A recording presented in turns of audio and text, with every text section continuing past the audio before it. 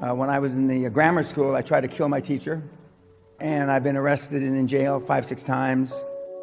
I did awful things, got in fights, beat up people, hurt people.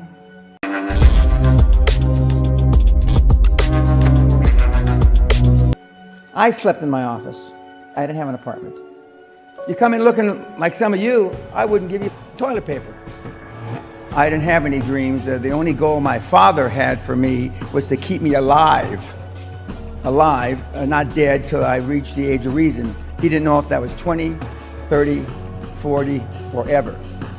And I didn't really establish goals other than staying alive because I got in a lot of trouble. When I was in the grammar school, I tried to kill my teacher, amongst other things. I got expelled, not from the school, but from the district. They wouldn't allow me to go to school in the district. And I've been arrested and in jail 5-6 times. But then I went into the military, and that straightened me out and made a man of me. But your father was a policeman. My dad was a high-profile policeman, hard, tough guy. What did you learn from him? Well, I learned that discipline, focus, honesty. The basic rules. Yep. So there were no dreams when you were young. So what did you do after school? Got in trouble. I did awful things, got in fights, beat up people, hurt people. By the grace of God, I lived. Went off to the military, entered a private. Came out 4 years later, an officer. And I was getting a big award in the military. And there was a 2-star general that was pinning something on my chest, and he said, you know, if you were in the real world, Danny, that's what they used to call me, I was a lieutenant, you could probably get rich.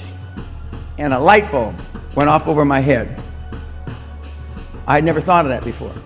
I didn't know how much $1 million was, except for about that same time frame, one of the other young officers inherited $1.4 million, and he was buying all the officers' drinks in the officers' club. And I said, well, why is John buying us all drinks? He says, he just inherited $1 million. And I said, write it down for me.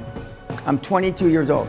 And they put it with the zeros. I go, I didn't know how many zeros $1 million had. And then the general said that if you went out in the real world, Dan, you could probably make a lot of money. I then, within a week, I took action. I reversed my paperwork. I just put in paperwork to be a permanent military forever. And I reversed it to get out. I got out 5-6 months later. I came back, went back to school where I had to get special permission because I had flunked out 3 times out of university, and then I graduated ultimately with honors. I wanted to go where the action was, and the action in those days, and this was in 1972, was on Wall Street. So I went to work for a Wall Street firm, and I was really good at it. 1, I was a good salesman. 2, I had learned to be articulate, and I had already self-confidence and self-esteem, and so those are a great combination for an investment banker in the early 70s. Bill Gates slept in the office. Steve Jobs slept in the office. And I can go down a whole list. Now, these are super successful, mega wealthy guys. I slept in my office. Not everybody's willing to make that sacrifice. But it's not the only thing. But even if you don't sleep in your office, if you want to send your kids to a better school, if you want to be able to take care of your mother when she gets dementia, if you want to, this all takes money. My children aren't getting any of my money when I die. I'm not going to, I think Andrew Carnegie, by the way, Andrew Carnegie, arguably the richest, most successful entrepreneur of all time, he said the best thing that you can have for a child is him to be born into poverty. And I agree. But most of you don't have, and I say generally speaking, most of you don't have faith in yourselves because you got low self-esteem, no self-confidence. You look like shit. You dress like shit. And you blame it on the 21st century, the reason why you dress the way you do.